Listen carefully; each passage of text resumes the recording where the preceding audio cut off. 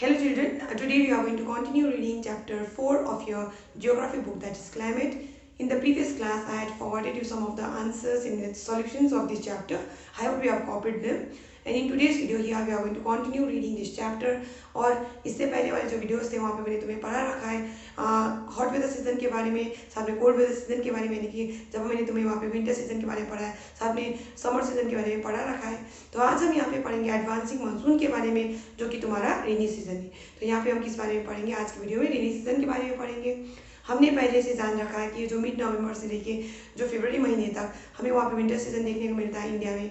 ऐसे करके हमने पढ़ रखा है मार्च से लेके मई तक हमें इंडिया में समर सीजन देखने को मिलता है। तो अब हम यहाँ पे जो बात करने वाले हैं, हम यहाँ पे जून से लेके सितंबर महीने की बात करने वाले हैं। और यहाँ पे हम जानने वाले किस महीने कौन से सीजन के बारे में। तो हम यहाँ पे जून महीने से सितंबर महीने तक रेनी सीजन होता है करके यहाँ पे पढ़ने वाले हैं। So now let's start. तो यहाँ पे मैं पढ़ रही हूँ पेज नंबर 33 में तुम्हारे जियोग्राफी बुक से। Advancing monsoon, the rainy season.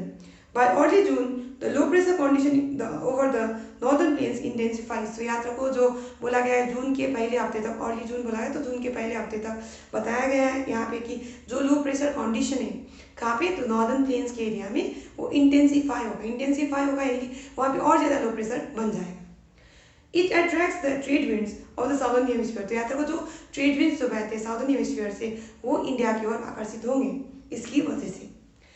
उसके बाद बताया गया है यहाँ पे these south east trade winds originate over the warm subtropical areas of the southern oceans. तो याद रखो ये जो विंड्स है, जो ट्रेड विंड्स है, यहाँ पे बताया गया south east trade winds. South east मतलब ये देखिए साउथ डायरेक्शन हुआ, तो ये वाला ईस्ट हो गया, ये नॉर्थ हो गया और ये वेस्ट हो गया। तो अब यहाँ पे साउथ ईस्ट बोला है तो ये हवाएं जो ऐसे आ गई, मान लेते अगर इक्वेटर होगा तो ऐसे जो हवाएं आएंगे। तो यहाँ पे कहाँ से बोल रहे हैं, साउदर्न ओशन से। ये तुम अगर तुम्हारे पास एटलस है तो देख सकते हो साउदर्न ओशन कहाँ है करके, ये अंटार्कटिका के ऊपर की ओर स्थित है। तो यहाँ पे याद रखो तो साउदर्न ओशन से ये क्या आएंगे, हवाएं हमारी ओर आएंगे। तो बताया गया है कि this south east trade winds originate, यानी इनका उत्पत्ति कहाँ पे होता है, तो इनकी उत्पत्ति होती है वार्म सब tropical areas of the southern ocean से। और बोला दे क्रॉस द इक्वेटर, तो ये जैसे बहते हैं तो ऐसे इक्वेटर को क्रॉस करेंगे। और बोला गया blow in a south western direction. आप याद रखो यहाँ पे क्यों ये साउथ ईस्टर्न डायरेक्शन में यहाँ पे जैसे क्रॉस किए क्यों ऐसा बिल्ड हो गया। तो याद रखो मैंने तुम्हें पहले से पढ़ा रखा है कौन से लॉ के बारे में, तो मैंने तुम्हें पढ़ा रखा है फेरेल्स लॉ के बारे में, जिसकी वजह से नॉर्दर्न हेमिस्फीयर में जो हवाएं होंगे वो राइट की ओर डिफ्लेक्ट होती है, डिफ्लेक्ट मतलब बेंड होते हैं। तो इसी वजह से यहाँ पे देखने को मिलेगा ये जो हवा था जो साउथ ईस्ट डायरेक्शन से आए थे, अब यहाँ पे देखने को मिलेगा जैसे कि वो कौन सी दिशा से, साउथ वेस्ट डायरेक्शन से बह के जा रहे हैं, क्योंकि ये नीचे हो गया साउथ और इधर साइड से जा रहा है तो वेस्ट। तो यही हो गया साउथ वेस्ट मानसून विंड, जो हमारे देश में क्या लाता है, बारिश लाता है, यानी रेनी सीजन लाता है। तो अब आगे यहाँ पे बताया गया है they cross the equator and blow in a south western direction entering the Indian peninsula as a south west monsoon winds. तो यहाँ पे आता है यही वाला हवा हमारे देश में आता है और इसी वाले हवा को हम क्या कहते हैं, साउथ वेस्ट मानसून विंड्स कहते हैं। खास में एक क्या है, तो साउथ ईस्ट विंड्स है जो कहाँ से बह रहे थे, साउदर्न हेमिस्फीयर से बह रहे। इसको ये क्या हुआ जब इंडिया मतलब जो नॉर्दर्न हेमिस्फीयर में आया तो ये कोरियोलिस फोर्स की वजह से, जो फेरेल्स लॉ है उसकी वजह से वो बेंड हो गया और इंडिया की ओर आते वक्त हमें लगता है कि वो साउथ वेस्ट मानसून विंड्स है। तो अब आगे यहाँ पे बताया गया है as this winds blow over warm oceans they bring abundant moisture to the subcontinent. तो जैसे ही हवाएं गर्म ओशन से होते हुए बहेगा, वार्म ओशन से होते हुए बहेगा तो अपने साथ वो बहुत ज़्यादा नमी लाएगा। दिस विंड्स आर स्ट्रॉन्ग, तो ये जो हवाएं होंगे वो स्ट्रॉन्ग होंगे एंड ब्लो करेंगे एट एन एवरेज वेलोसिटी यानी कि स्पीड कितना होगा इसका, 30 किलोमीटर पर आवर। तो ये जो हवाएं है यानी साउथ वेस्ट मानसून विंड ये कितने स्पीड पे बहेगा, तो बोला कि average velocity 30 kilometre per hour है। With the exception of the extreme northwest, the monsoon winds cover the country in about a month. तो एक्सट्रीम नॉर्थ वेस्ट रीजन को छोड़ के बाकी जो एरिया है हमारे देश का वो एक महीना के अंदर में वो कवर कर लेता है, यानी कितना तेजी से वो बहता है। कौन सा हवा, तो हमें देखने को मिल रहा है साउथ वेस्ट मानसून विंड्स की बात करें और हमने यहाँ पे पढ़ा उसका वेलोसिटी कितना है, तो यहाँ पे हमें देखने में average velocity 30 kilometre per hour है। अब आगे बताया the inflow of the south west monsoon winds into India brings about a total change in the weather. तो या तो जो ये हवाएं आएंगे इंडिया की ओर, इसकी वजह से जो वेदर में बहुत ज़्यादा बदलाव हमें देखने को मिलेगा। Early in the season, the windward side of the Western Ghat receives very heavy rainfall, more than 250 centimeters. अब यहाँ पे याद रखो जो वेस्टर्न घाट है, मान लीजिए ये वाला एरिया, ऐसे करके मैं यहाँ पे ड्रॉ करने की कोशिश करती हूँ। तो ऐसे करके जो इंडिया का ऐसा वाला हिस्सा है, तो ये वाला हो गया वेस्टर्न घाट का एरिया। तो वेस्टर्न घाट के एरिया में बहुत ज़्यादा बारिश मिलेगा इस हवा से। तो यहाँ पे बताया गया है, तुम देख सकते हो अर्ली इन द सीजन। तो इस सीजन में यानी कि जो रेनी सीजन की बात करें तो अर्ली यानी कि सिडनी सीजन के पहले के समय में, यानी कि ले लेते हैं फर्स्ट वीक ऑफ जून की बात कर लेते हैं यहाँ पे। तो early in the season the windward side of the western घाट, यानी कि वो दिशा वेस्टर्न घाट का जो फेस करता है किसकी ओर, तो जो फेस करता है हवा के रुख की ओर, जो हवा की ओर जो फेस करता है वहाँ पे बहुत ज़्यादा बारिश हमें देखने को मिलता है। और कितना बोला गया है तो यहाँ पे तुम देख सकते हो मोर देन 250 सेंटीमीटर। और आगे यहाँ पे बताया गया the Deccan plateau in parts of Madhya Pradesh also receive some amount of rain in spite of lying in the rain shadow area. तो इसके अंदर में जो डेक्कन प्लेट्यू का रीजन है, साथ में यहाँ पे जो मध्य प्रदेश का एरिया है, यहाँ पे भी क्या होता है, वहाँ पे भी बारिश होती है जबकि वो रेन शैडो एरिया में पड़ता है। तो रेन शैडो एरिया क्या है, तो विंडवर्ड साइड होता है एक साइड, और उसका अपोजिट साइड को हम क्या कहते हैं, उसको लीवार्ड साइड कहते हैं। यही लीवार्ड साइड को हम क्या करें, रेन शैडो एरिया कह रहे हैं। तो यहाँ कॉन्फ्यूज नहीं होना। तो ये लीवार्ड साइड को हम क्या करें, रेन शैडो एरिया कह रहे हैं। तो ये वो वाला हिस्सा होगा जो हवा की ओर फेस नहीं कर रहा होगा। ऐसे करके तुम आसानी के लिए याद कर सकते हो। आगे यहाँ पे बताया गया है कि the maximum rainfall of this region is received in the north eastern part of the country. तो सबसे ज़्यादा मात्रा में बारिश कौन सी हिस्सा में होगा देश का, तो नॉर्थ ईस्टर्न हिस्सा में। आगे बताया गया Mawsynram in the southern ranges of the Khasi hills receives the highest average rainfall in the world. तो याद रखो जो मौसिन राम नाम का जगह है जो कि खासी हिल्स के साउथ की ओर स्थित है, यानी कि मेघालय नाम के जो स्टेट है वहाँ पे स्थित है। तो याद रखो यही क्या है, तो बोला कि इसको सबसे ज़्यादा मतलब हाईएस्ट एवरेज रेनफॉल ये रिसीव करता है दुनिया में। तो अगर कभी पूछा जाए कि हाईएस्ट एवरेज रेनफॉल दुनिया में कौन सा जगह में होता है, तो याद रखो मौसिन राम आंसर हुआ। और ये कहाँ पे स्थित है, तो साउदर्न रेंज में स्थित है, किसके, तो खासी हिल्स के। आगे बताया गया rainfall in the Ganga valley decreases from east to west. तो ये जो गंगा वैली का एरिया है, यानी कि जो गंगा जहाँ पे बहती है, मान लो यहाँ पे जो गंगा बहता है, तो गंगा वैली में अभी देखते हैं, थोड़ा ऊपर की ओर बना लेते हैं यहाँ पे। तो थोड़ा सा ऊपर में यहाँ पे ले लेते हैं, ये जो गंगा वैली का एरिया हुआ। तो ये जो गंगा वैली के एरिया में जैसे यहाँ पे जो पानी का मात्रा है, मोशन का मात्रा है, जो हवाओं में कम होता जाता है, जैसे वो बहता है ईस्ट दिशा से वेस्ट दिशा की ओर, इसलिए यहाँ पे जो बारिश का मात्रा कम कम कम होते हुए जाएगा जैसे हम वेस्ट की ओर बढ़ेंगे। तो ये चीज़ तुम्हें याद रखना है। तो यहाँ पे बताया गया rainfall in the Ganga valley decreases. तो जो गंगा वैली में जो बारिश होगी वो घटता जाएगा जैसे हम बढ़ेंगे from the east to the west. तो जैसे हम ईस्ट दिशा से वेस्ट दिशा की ओर, ईस्ट इधर हो गया, वेस्ट इधर हो गया, तो जब हम ईस्ट दिशा से वेस्ट दिशा की ओर बढ़ेंगे, ऐसे में जो बारिश का मात्रा होगा वो घटता जाएगा। ये चीज़ तुम्हें याद रखना। तो ईस्ट दिशा से वेस्ट दिशा की ओर बढ़ेंगे तो क्या होगा, बारिश का मात्रा घटता जाएगा, यानी कम कम बारिश होता जाएगा। आगे यहाँ पे बताया another phenomenon associated with the monsoon is a tendency to have breaks in rainfall. तो इसके साथ साथ याद रखो ये जो मानसून के साथ क्या हमें फीचर देखने को मिलता है, तो इसमें ब्रेक होता है। ब्रेक होता है मतलब ये जो बारिश होती है लगातार कॉन्टिन्यूसली नहीं होगा, वहाँ पे कुछ दिन क्या होगा, गैप वगैरह देखने को मिलेगा। तो ये इसलिए यहाँ पे बताया ब्रेक होगा। आगे यहाँ पे तुम्हें देखने को मिलेगा thus it has wait in dry spells. तो इसीलिए मानसून में वेट स्पेल्स होता है, ड्राई स्पेल्स होता है, यानी कि कुछ दिनों तक बारिश देखने को मिलता है, कुछ दिन सूखे होते हैं, यानी कि बारिश नहीं होती। ये चीज़ बताया गया है।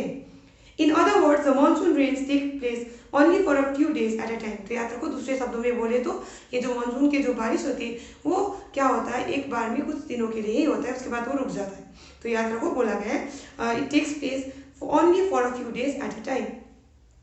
They are interspersed with rainless intervals. तो यहाँ पे याद रखो ये जो बारिश होती है तो उसके बाद फिर वहाँ पे रेनलेस दिन होंगे, यानी ऐसे दिन होंगे जहाँ पे बारिश नहीं होगा, फिर बारिश होगा, फिर ऐसे दिन आएंगे जहाँ पे बारिश नहीं होगा। तो ये चीज़ यहाँ पे बुक समझा रहा है।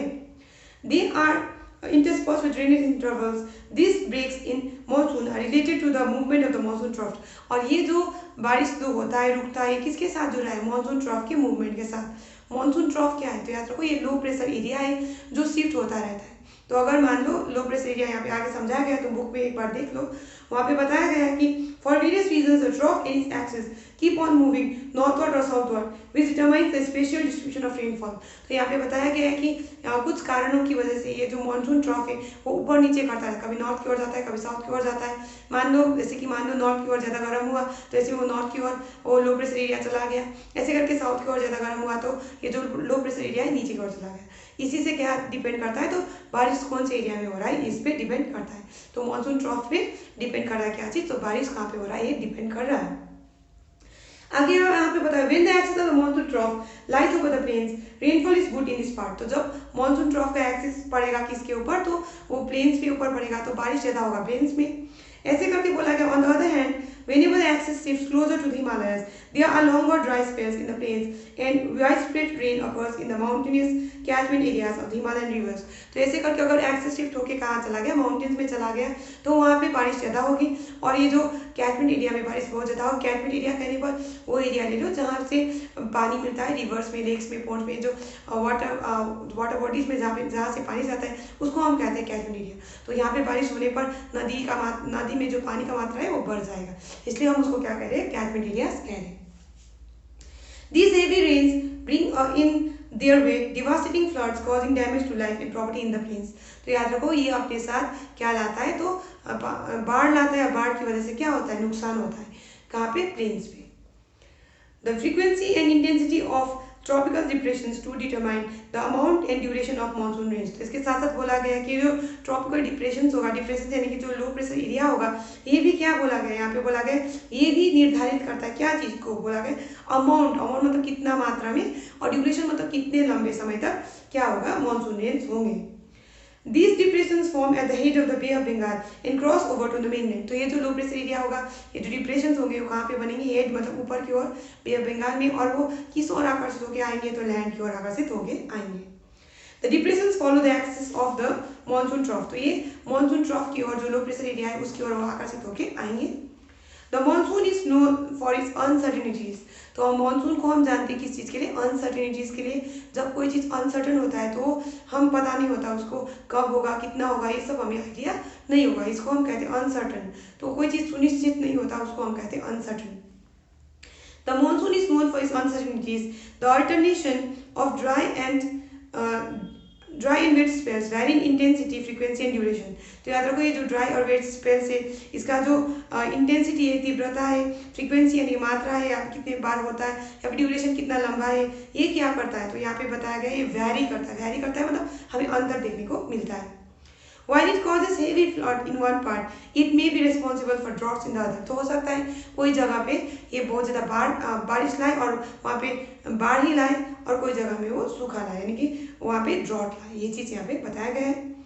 It is often irregular in its arrival and its retreat। तो ये समय पे एक ही समय में आएगा ऐसा नहीं, इरेगुलर है। इरेगुलर होता है तो कभी आता है कभी नहीं आता है, ऐसा टाइप का। तो इसका कोई फिक्स टाइम नहीं कि इस तारीख को आ जाएगा करके हम नहीं कह सकते। ये इरेगुलर है, और साथ में बताया गया है कि उसके रिट्रीट में भी इरेगुलर है, आने में भी इरेगुलर है, जाने लौटने में वो इरेगुलर है। Hence it sometimes disturbs the farming schedule of millions of farmers all over the country। इसी वजह से बोला गया है कि कभी कभार ये क्या करता है, डिस्टर्ब करता है किस चीज़ को, तो फार्मिंग शेड्यूल, यानी कि कब वो जो फार्मर्स जो क्रॉप उगाते, यानी जो मान लो सो करते, हार्वेस्ट करते, ये जो प्रक्रिया है उसको वो क्या करके रख देता है। तो बोला गया है इस शेड्यूल मतलब ये जो रूटीन है उसको, फार्मर्स के रूटीन को डिस्टर्ब करके रख देता है। क्यों डिस्टर्ब करके रखा, तो याद रखो क्योंकि ये मानसून जो है ये अनसर्टन है, सुनिश्चित नहीं है, इसका हमें आइडिया नहीं क्लियर कि कब आएगा, कब लौटेगा, ये हम नहीं कह सकते। कितना बारिश लाएगा, या फिर हो सकता है बाढ़ लाए, या फिर सूखा लाए, ये हम नहीं कह सकते। इसलिए यहाँ पे याद रखो ये जो मानसून है ये क्या करता है, तो बोला गया इट समटाइम्स, तो कभी कभार ये डिस्टर्ब करता है फार्मिंग शेड्यूल को, किसके, तो मिलियंस ऑफ फार्मर्स के हमारे देश में। तो आज हम यही तक पढ़ेंगे, ये जो चैप्टर इसको हम फर्दर पढ़ेंगे in the next class. I hope you understood. अगर समझना है तो ये जो चैप्टर है इसका जो सेक्शन है जो मैंने आज पढ़ा है इसको तुम खुद भी पढ़ो बुक से, और ऐसे करके ये जो वीडियो इसको फिर से तुम देखो, ऐसे में तुम्हें समझ में आ जाएगा।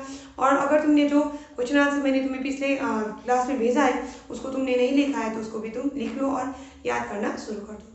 सो we are going to stop here for today children. Thank you.